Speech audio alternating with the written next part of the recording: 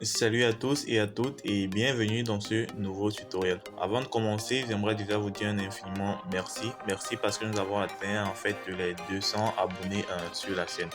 Donc, déjà, il n'y a pas si longtemps de cela, j'avais fait une vidéo qui portait sur les bots Telegram, comment créer un bot Telegram. Et suite à cette vidéo, j'ai eu pas mal de retours. Beaucoup de personnes me demandaient en fait comment est-ce qu'on faisait pour configurer son bot, comment est-ce qu'on faisait pour donner des fonctions à son bot. C'est en fait pour répondre à cette question que j'ai décidé de faire cette vidéo. Donc dans cette vidéo, je vais vous montrer comment ajouter des scripts Python à vos différents bots Telegram.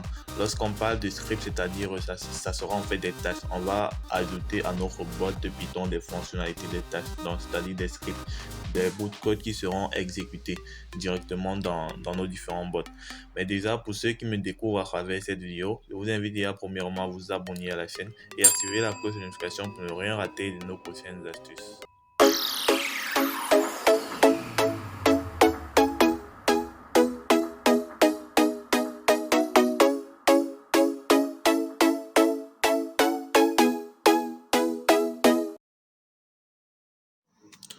Bon, déjà là, pour commencer, ce qu'on va faire, ça sera premièrement installer les prérequis.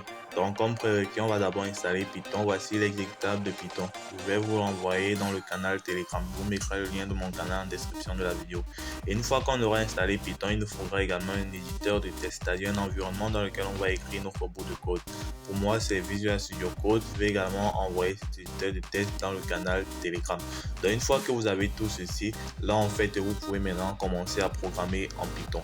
La première étape maintenant, ça sera premièrement de vous assurer que vos données mobiles soient activées. Et deuxièmement, maintenant, ce qu'on va faire, ça sera d'installer tout simplement une librairie Python.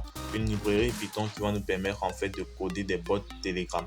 Donc là, vous allez faire un pip Python, voilà, Python-Telegram bot.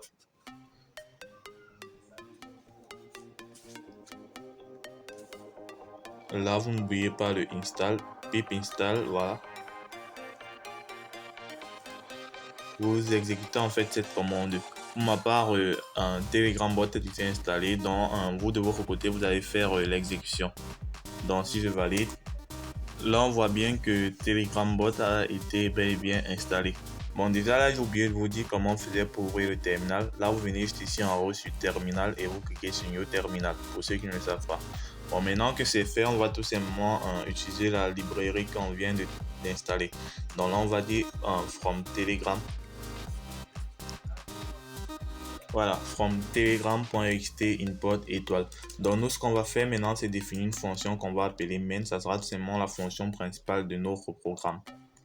Donc là, c'est la syntaxe Python. Donc là, on va mettre un if ici pour l'exécution en fait de notre fonction. Voilà. Pour coder un bot Telegram ou pour ajouter un script à notre bot Telegram, les choses seront en fait de récupérer déjà notre bot Telegram. Et pour récupérer un bot Telegram, on va utiliser son identifiant. C'est ce qu'on appelle le token. Et le token, on vous l'a donné lorsque vous créez votre bot Telegram. Donc là, je vais aller sur Telegram et je vais vous... Donc là, à ce niveau, si vous voyez bien dans mon Telegram, en fait, lorsque j'avais créé, si c'est un bot que j'avais créé, un bot test, là, vous voyez, en fait, lorsqu'on crée le bot, on nous donne, en fait, un token. Donc, nous, ce qu'on va faire, ça sera tout simplement de copier ce token-ci là. Si vous ne savez pas comment créer des bots, je vous invite à regarder ma précédente vidéo sur les bots Telegram. Voilà. Donc, nous, on copie tout simplement ceci. Et ça va nous aider pour la suite. Voilà. Pour ce faire, maintenant, ce qu'on va faire, c'est tout simplement déclarer une nouvelle variable qui va en fait contenir le bot. Et de façon générale, on appelle cette variable-là updater parce qu'on va utiliser une classe Python qui s'appelle updater pour pouvoir sélectionner en fait notre objet. Donc là, vous mettez un U majuscule lorsque c'est la classe. Voilà. Une fois que c'est fait, maintenant, on ouvre des parenthèses et là, on va lui passer deux choses en paramètres. Premièrement, ça sera notre token qu'on a copié. On le passe comme chaîne de caractères, donc c'est-à-dire dans des guillemets. Et deuxièmement, ça sera en fait cette phrase-ci. Donc là, on va mettre un use context égale accro. Voilà.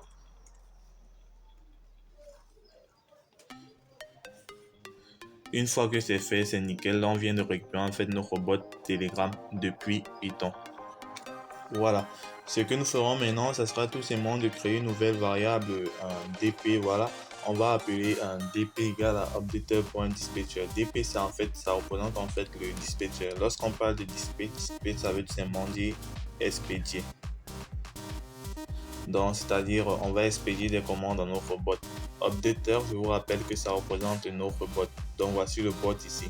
On met updater.dispatcher, c'est-à-dire au bot, on va expédier des commandes. Il est stocké ici dans une variable que j'ai appelée DP. Donc, nous, on aimerait créer un bot. Le bot que nous allons créer pour notre exemple, ce sera tout simplement un bot qui fait des calculs. Donc, par exemple, un bot qui calcule le triple d'un nombre. Donc, pour réaliser ce bot, on aura besoin, premièrement, d'une chose. Ça sera de récupérer en fait la valeur que l'utilisateur va entrer. Donc, dans mon cas ici, par exemple, je peux dire entre 5. Et une fois que j'entre 5, ça me renvoie automatiquement son double. Donc nous, la première étape pour nous, ce sera en fait de récupérer les valeurs qui seront entrées par l'utilisateur. Et c'est pourquoi ici, on va utiliser ce qu'on appelle un message handler, c'est-à-dire un gestionnaire de messages. Et on lui passe en paramètre deux arguments. Premièrement, ça sera le test, un filtre test, c'est-à-dire ça filtre le test qui est reçu dans le bot. Et deuxièmement, ça va exécuter une fonction test. Donc, en fait, test ici, c'est une fonction aléatoire. C'est vous qui définissez le nom. Donc, moi, maintenant, ce que je vais faire ici, ce sera tout simplement de coder cette fonction. Donc là, je vais dire ici dans def de test. Voilà. Je vais dire à test, on fait simplement un print. Bon, lorsque on veut coder en fait des fonctions pour des bots Telegram en Python, il faut toujours passer en paramètre ces deux arguments, le update et le contexte. Voilà. Update ici, ça sera en fait une représentation de notre bot. Donc là, je vais faire un update. Là, je vais mettre un point message. Donc, je vais dire update, c'est le bot. Donc là, je dis au niveau du bot, on récupère le message. Et là, maintenant, il faut encore lui préciser une autre chose. Quel type de message est-ce qu'il doit récupérer? Donc, nous, on va lui dire en fait que ça sera un message de type texte. Et on va stocker tout ceci dans une variable qu'on va appeler en fait texte. Voilà. Une fois que c'est fait, c'est nickel. Là, on a récupéré en fait notre message. Maintenant, ce qu'on va faire, c'est juste faire un print. Donc, on va l'afficher dans notre terminal. On va faire un print de test. Une fois que c'est fait, maintenant, on va venir ici, on va lancer notre bot. Pour lancer notre bot, on fait un updater.startPolling. Donc, c'est-à-dire, on le fait tourner en fait. Maintenant, on va juste tester ce que ça va nous donner. Donc, on va aller sur Telegram, mais avant, on va lancer le bot. Pour lancer le bot, vous venez juste ici dans le terminal, vous naviguez jusqu'au répertoire dans lequel se trouve votre fichier. Une fois que c'est fait, vous tapez tout simplement la commande de python bot.py. C'est en fait Python point le nom de votre fichier. Donc là, je valide. Là, on me dit il y a erreur à ce niveau. Ah oui, là, c'est une erreur d'indentation. Donc, ce que je vais faire, c'est sélectionner tout ceci et mettre une tabulation. Donc là, je reviens exécuter. Voilà. Là, on me dit il y a une erreur de syntaxe à ce niveau. Ah ouais, là, j'ai oublié les deux points. Donc, là, on va encore relancer. Voilà, notre bot, en fait, il est en train de tourner. Donc, nous, ce qu'on va faire, c'est que je vais déjà réduire mon écran de Telegram ici. Là, je suis dans mon bot. Donc, on va essayer en fait de tester ceci en temps réel. Là, j'entre par exemple bonjour à mon bot. Voilà. Et là, vous voyez directement, ça s'affiche dans le terminal. Donc, on a réussi à récupérer en fait la valeur. Si j'entre encore salut, voilà, même chose. Donc là, c'est nickel. On arrive déjà à récupérer les valeurs de notre bot Telegram. Voilà. Pour la suite, maintenant, ce qu'on va faire, c'est tout simplement coder notre fonction qui renvoie le triple d'un nombre. Comme je vous rappelle, on avait dit qu'on devait écrire un bot qui renvoyait le triple d'un nombre. Donc là, je vais mettre juste un def ici, là, que je vais appeler en fait, appeler triple. Voilà. Donc là, c'est une fonction que je définis. Je mets les deux points et là, je descends. Maintenant, ce que je vais faire, c'est quoi? J'ai dit, lorsqu'on code des fonctions pour des bots, on doit toujours passer en paramètre ces deux arguments, un update et un contexte. Voilà. Maintenant, ce que je vais faire, c'est tout simplement reprendre ceci. Donc là, je vais récupérer le message que l'utilisateur va entrer, sachant que ce message doit obligatoirement être un nombre. Donc là, par exemple, il va entrer 4, je dois le récupérer. Donc là, il faut d'abord que je me rassure que le message qu'il a entré puisse être un nombre. Donc là, ce que je vais me faire à ce niveau, je vais essayer en fait de faire ce qu'on appelle des exceptions. Donc là, je vais mettre un try. Donc je vais dire, on essaye le bout de code qui suit pour savoir si c'est un nombre. Pour savoir si c'est un nombre, si ce que l'utilisateur a entré est un nombre, on pourra en fait le parser, c'est-à-dire le convertir. S'il a entré un nombre, on pourra le convertir peut-être en décimal ou en entier. Donc là, je vais mettre un nombre, on affecte flotte de nombre. Voilà. Donc, s'il n'y a pas d'erreur à ce niveau, ça voudra dire en fait que l'utilisateur a entré un nombre. Lorsqu'on parle de flotte, en fait, ça représente les nombres réels. Voilà. Donc, nombre égale à flotte de nombres. Ensuite, ce qu'on va faire, c'est juste mettre ceci là. On va juste dire nombre maintenant. Ça sera en fait égal à nombre étoile 3. Voilà, la multiplication en Python, c'est étoile. Maintenant, lorsqu'on veut afficher du test à l'intérieur d'un bot, on sélectionne d'abord le bot avec update. Ensuite, on met le message, c'est-à-dire point message. On fait update point message. Ensuite, on lui dit en fait le type de message qui va être retourné. Donc là, on fait un reply test. Et là, au niveau du reply test, il va lui dire tu vas afficher plutôt nombre. Voilà.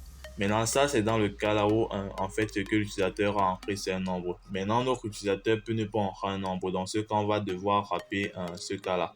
Donc, ce qu'on appelle des exceptions. Donc, on essaye d'abord le bout de code. Si ça ne marche pas, on va maintenant faire ceci. Donc là, on va mettre le type d'erreur qui sera frappé. Ça sera un value error. Et là, maintenant, ce qu'on va lui faire, c'est toujours un update message reply text.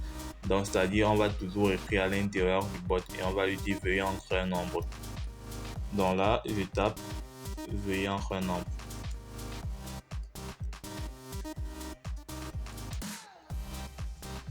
Nickel. Donc une fois que c'est fait, en fait, notre fonction a été bel et bien définie. Maintenant, nous, ce qu'on aimerait faire, c'est tout simplement tester cette fonction-là à ce niveau. Donc ici, je vais remplacer ma fonction test par ma fonction triple. Voilà. Donc là, maintenant, ce que je vais faire, c'est mettre à ce niveau, je vais d'abord décrire mon terminal. Et là, maintenant, à ce niveau, je vais mettre un updater. Voilà. Updater.idle. C'est pour tout simplement arrêter mon bot avec un CTRL-C. Donc ça m'évitera en fait de fermer le terminal à chaque fois. Donc là, je fais New Terminal. Voilà. Je fais la même opération. Je navigue jusqu'au répertoire où se trouve le bot. Voilà. Et ensuite, je relance en fait mon bot. Voilà. Mon bot, en fait, il est en train de tourner. Donc nous, ce qu'on aimerait faire encore, c'est aller sur Telegram. On va aller sur Telegram et tester encore le bot une nouvelle fois. Là, j'entre par exemple 5. On patiente. Là, ça renvoie 15, bel et bien. Dans notre robot, il calcule en fait le triple d'un nombre. J'entre 45, ça renvoie 135. Si j'entre maintenant du texte, ça me dit veuillez entrer un nombre. Là, on voit en fait que notre robot il fonctionne bel et bien. Ok, là j'ai dit il y a une dernière petite chose que je vais vous montrer, ça sera tout simplement comment ajouter des commandes dans votre bot Telegram. Lorsque je parle de commandes, c'est-à-dire lorsque par exemple vous entrez sur votre bot, vous verrez il y a une commande de start pour lancer le bot. Donc là vous pouvez également créer des commandes comme ceci. Donc là je vais vous montrer comment on va le faire.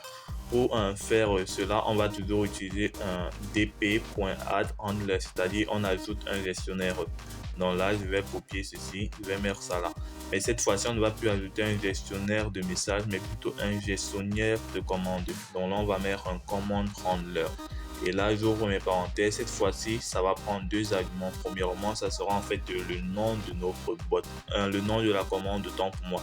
Par exemple, start, c'est-à-dire la commande de départ lorsqu'on clique dessus. Donc là, je vais dire commande de start, oui. Et après cela, maintenant, ça va prendre la fonction qui sera exécutée lorsqu'on va appeler la commande de start.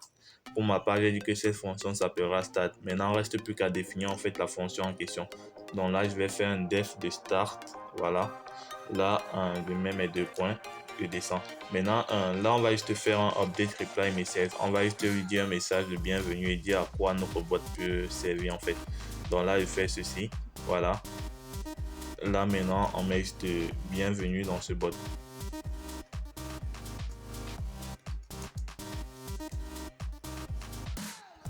Voilà, là on lui dit entrer un bot et j'ouvre enverrai son triple. Donc c'est-à-dire lorsque on va cliquer sur start, donc là je vais couper mon bot ici avec un CTRL-C, voilà. Et là je relance tout simplement le bot encore avec les modifications qui ont été effectuées. Bon, là on me dit à ce niveau, ligne 24, updater indentation error. Ah ouais, c'est juste à ce niveau. Donc, il faut faire attention à l'indentation lorsque vous travaillez en Python. Voilà, le bot est relancé. Donc là, maintenant, ce que je vais faire, c'est simplement appeler ma commande start. Pour lancer une commande manuellement, vous mettez un slash devant et vous écrivez le nom de la commande. Là, j'envoie par exemple start. Là, on patiente, ça va en fait renvoyer un message de bienvenue. Ça perd juste un peu de temps. Là, en fait, on dirait que notre commande, elle ne prend pas. Donc, ce que je vais faire, c'est plutôt aller dans mon code. Je vais un peu essayer de changer pour voir.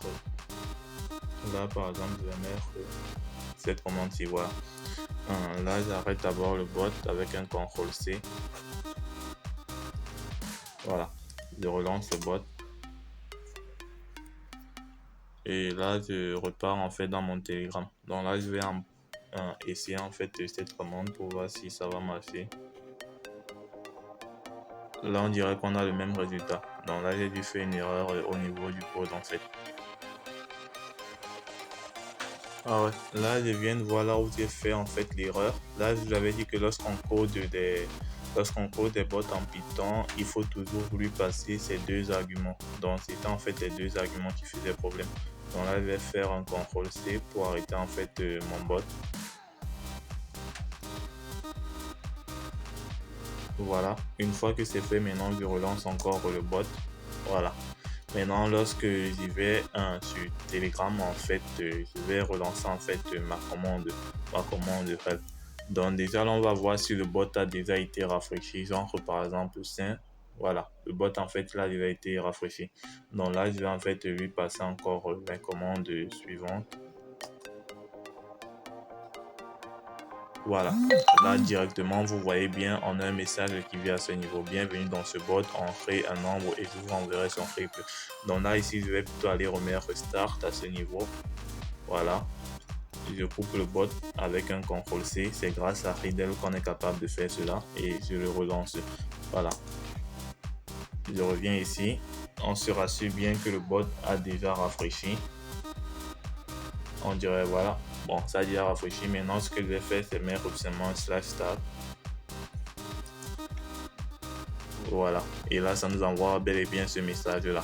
Donc là, vous pouvez coder autant en fait de commandes que vous voulez comme ceci. Vous pouvez même ajouter des boutons à votre bot Telegram, donc vous le personnalisez à votre guise.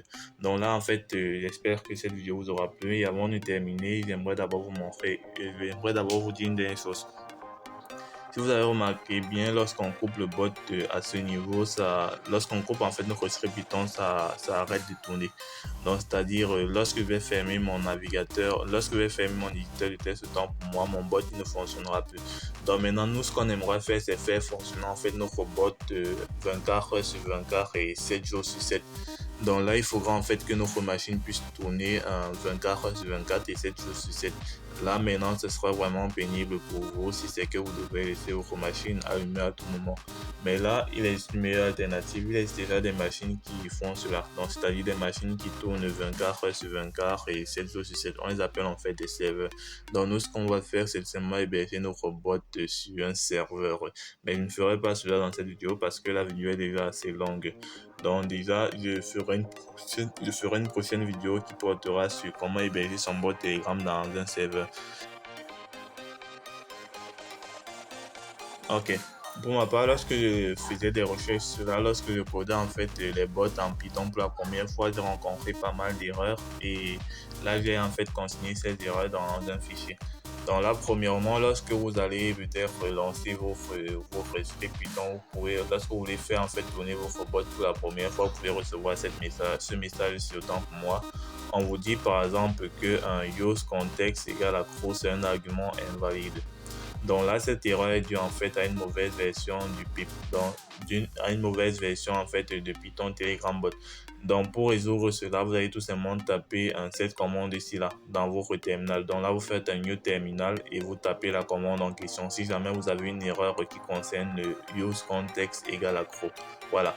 Maintenant, deuxièmement, vous pouvez avoir une erreur d'importation. On vous dit en fait il y a une erreur lors de l'importation de mapping from collection. Donc ce que vous allez faire, c'est tout simplement venir à ce niveau. Vous allez copier en fait le chemin d'accès vers ce fichier. Vous faites un CTRL C. Là, vous allez dans votre explorateur.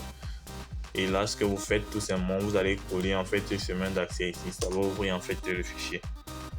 Donc là, on dirait que j'ai mis un étoile devant. Là, je vais enlever l'étoile qui est devant et je valide. Voilà, ça me renvoie ici.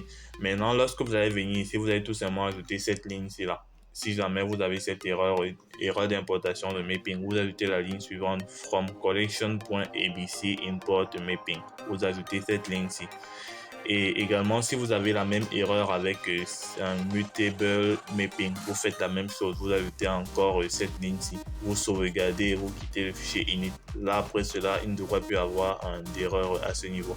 Donc là, j'espère vraiment que si vous rencontrez des erreurs, vous pourrez les résoudre grâce à tout ceci.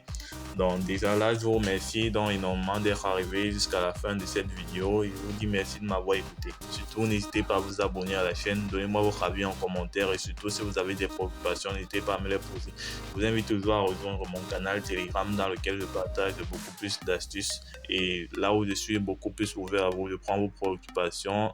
Cette vidéo également, elle a été demandée par des abonnés, c'est pourquoi j'ai donc décidé de la faire. Donc, on se retrouve donc pour la prochaine.